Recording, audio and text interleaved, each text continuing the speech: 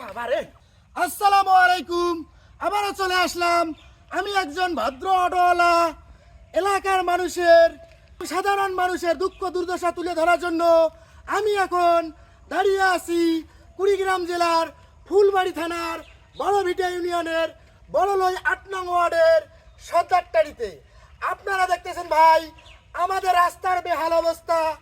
আমাদের অবস্থা বেহাল, চলাফেরা করতে পারি না, একটা গাড়ি যাইতে পারে না, এমন রাস্তার বেহাল অবস্থা আপনারা দেখতেছেন। পাকা রাস্তার যদি হয় আমাদের এই বেহাল অবস্থা, তাহলে আমাদের এলাকার কাঁচা রাস্তার অবস্থা কি হতে পারে আপনারা ভেবে নেবেন। আমাদের রাস্তার অবস্থার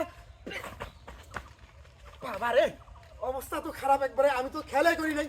দেখছেন ভাই, আমাদের রাস্তার অবস্থা একবারে বেহাল।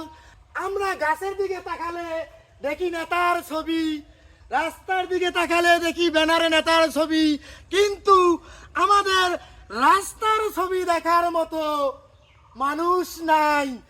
তাই আমি আমাদের নতুন সরকার এবং নতুন এমপিকে আহ্বান জানাচ্ছি যেন আমাদের ফুলবাড়ি থানার বড়ভিটা ইউনিয়নের ৮ নং ওয়ার্ডের সর্দারটারিতে এসে আমাদের বেহাল অবস্থা দেখে